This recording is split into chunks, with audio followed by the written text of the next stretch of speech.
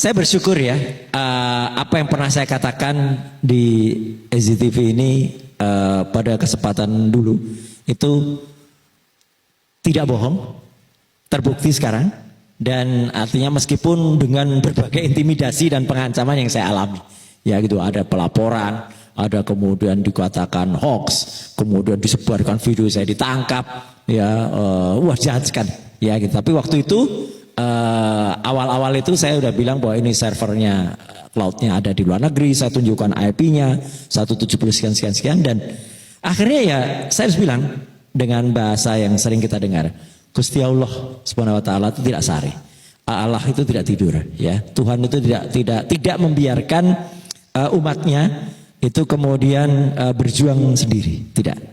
Pasti akan ada bantuan yang tidak kita tahu, yang pasti ada, meskipun mungkin itu harus kita mengalami suatu perjuangan dulu. Tapi saya percaya itu, Pak Gun dan Pak Rudi, dan itulah mulai terbukti sekarang. Nah, akan halnya apakah itu nanti bisa berpengaruh kepada hasil pemilu 2024 ini? Nah, itu sekarang tergantung bagaimana political will dari teman-teman yang punya kuasa untuk menjalankannya. Saya sudah bukan siapa-siapa lagi.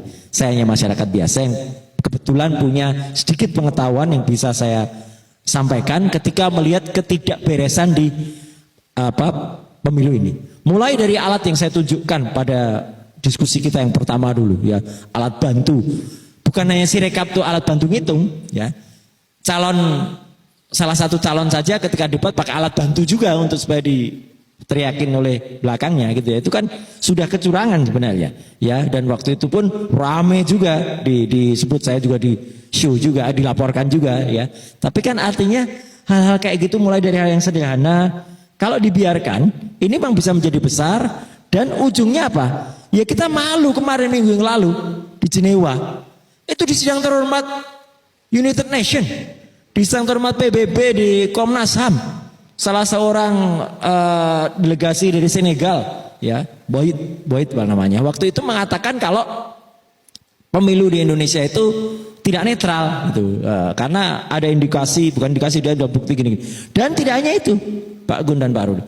Sekarang ini hampir tiap minggu media-media asing, The Economist, The Guardian, kemudian yang lain itu juga menerbitkan artikel yang polanya sama, ada soal MK, ada soal keluarga, ada soal intimidasi dan sebagainya. Malu kita, gitu loh. Jadi kalau kita sendiri bisa menertawakan ketika negara Rusia yang katanya yang menang Putin dan kita ikut menertawakan, itu nggak benar. Loh, ya kan dibalik juga bisa gitu.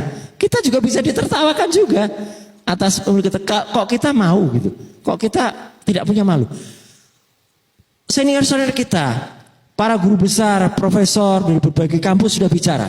UGM, UI, UNAN, UNJ, kemudian juga Andalas tadi sudah saya sebut ya, kemudian kampus yang lain, Unhas ya, yang lain juga sudah pada bicara speak up.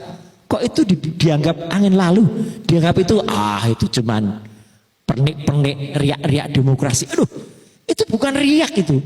Itu justru inti dari hidup manusia. Manusia itu hidup diberkati pikiran oleh Allah Subhanahu wa taala, otak kiri untuk berpikir seru, otak kanan untuk kreatif, itu digunakan untuk kemaslahatan dan untuk kebaikan, bukan untuk berbuat kecurangan. Nah, jadi saya meskipun mungkin ya, meskipun yang lain teriak-teriak juga tidak didengerin, tapi saya juga ingin tetap, saya masih punya hati untuk mengetuk para pemimpin di Republik ini. Ayolah, mari kita wujudkan bagaimana Indonesia emas 2045 itu.